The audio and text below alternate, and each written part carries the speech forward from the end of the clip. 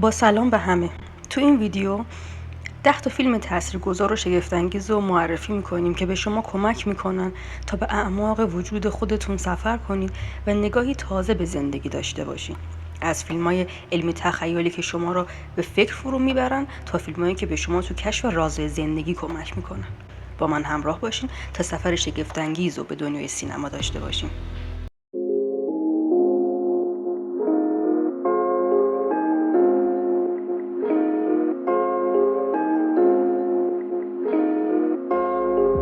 سریال مردی که به زمین افتاد. این سریال درباره یک موجود بیگانه است که به زمین میاد و مأموریت داره که انسان شدن رو یاد بگیره و زنی رو پیدا کنه که میتونه به حفظ گونه اون کمک بکنه. اونا با هم متوجه میشن برای نجات دنیای این آدم بیگانه اول باید دنیای ما انسانا رو نجات بده. فیلم پیشگویی‌های آسمانی. شارلین به دوست قدیمیش خبر میده که کتیبه یا دستنوشته ای رو پیدا کرده و میخواد در موردش باهاش صحبت کنه. وقتی همدیگر رو ملاقات میکنن بهش میگه که دولت از فاش شدن این متن برای مردم جلوگیری میکنه، ولی اون با یک کشیشی ملاقات کرده که بهش گفته کتیبه متعلق به قرن ششم قبل از میلاد مسیحه و یک تحول همه جانبه ای رو در جامعه بشری تو دهه‌های پایانی قرن 20 پیش بینی میکنه. کم کم یه تغییری در بنیاد آگاهی به وجود میاد که اصلا ماهیت مذهبی هم نداره، در واقع روحانی هستش.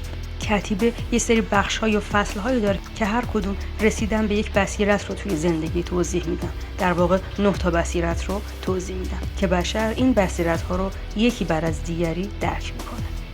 مستند راز به عنوان یک فیلم خودیاری توصیف شده. از یک قالب مستند برای ارائه یک مفهومی با عنوان قانون جذب استفاده میکنن. همونجوری که توی فیلم توضیح داده شده، فرضیه قانون جذب بیان میکنه که احساسات و افکار میتونن حوادث، احساسات و تجربیات شبیه به خودشون رو جذب بکنن. از عملکرد کیهان گرفته تا تعامل بین افراد در امور جسمی، عاطفی و حرفه‌ای. این فیلم همچنین حاکی از اون هستش که تمایل شدیدی توسط افراد در موقعیت‌های قدرت وجود داشته تا این اصل مهم رو برای عموم پنهان نگه دارن. این فیلم مورد انتقاد هم زیاد قرار گرفته توسط آدم‌ها به خاطر اینکه خیلی کامل توضیح نداده. به خاطر همین بعضی این فیلم رو دوست ندارن، میگن که این فیلم ظاهرا فقط میخواد بگه به هر چیزی که فکر بکنی برات اتفاق میفته. نه، اینطور نیست. بعضی هستن که وسواس فکری دارن، هزاران فکر متفاوت میکنن و هیچ کدومش پیش نمیاد. برای اینکه شما بتونید افکارتون رو به یک هدفی تبدیل بکنید، حتما لازمه که طوری زندگی کنید که انگار دارید اونو زندگی میکنید. هر چیزی که احساس میکنید برای شما اتفاق میفته. شما باید احساسش بکنی، طوری زندگی کنی انگار اون اتفاق افتاده و داریش و حتما در جهتش عمل انجام بدی. اون 1% عمل میتونه شما رو به راههای خوبتری پیش ببره. بدون عمل و فقط با فکر کردن هیچ کاری امکان پذیر نیست. اون 1% عمل باید باشه.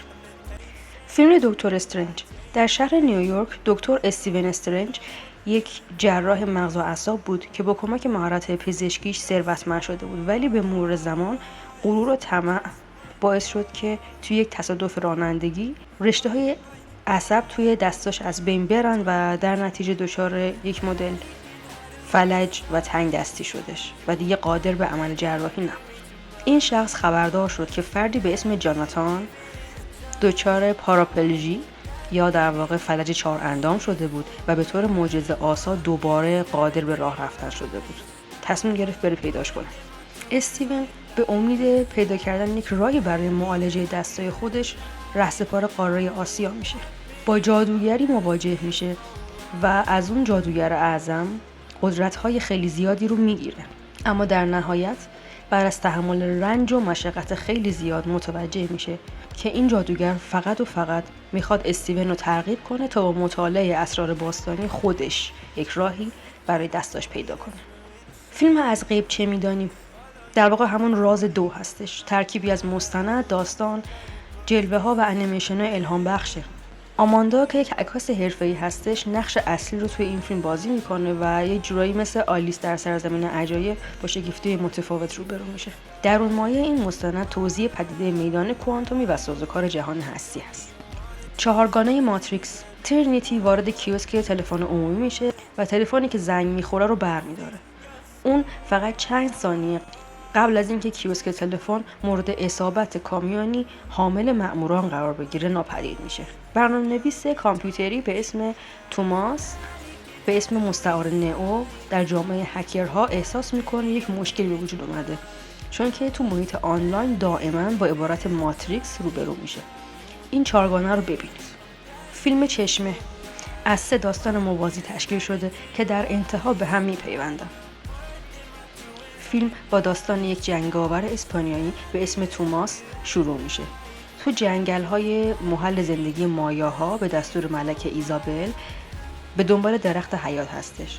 داستان دوم به زندگی یک دکتری میپردازه که به دنبال درمانی برای سرطان میگرده تا همسرش ایز رو از مرگ نجات بده.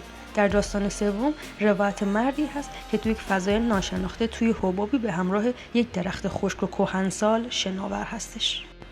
فیلم تلقین. یک دزد ماهر در استخراج اسرار ارزشمند مورد نیاز سازمان جاسوسی و شرکت‌های تجاری و چند ملیتی هستش. توانایی اون تو اینه که وقتی که دیگران توی خوابن و ذهنشون در آسیب پذیرترین حالت ممکن هست، اسرار کلیدی اونا رو توی رؤیاشون میدزده و در دنیای بیرون از خواب این اسرار رو به خریداران متقاضی عرضه میکنه.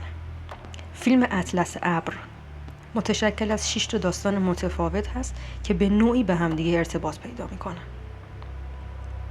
فیلم میان ستاره‌ای آیا نیاز به توضیح داره؟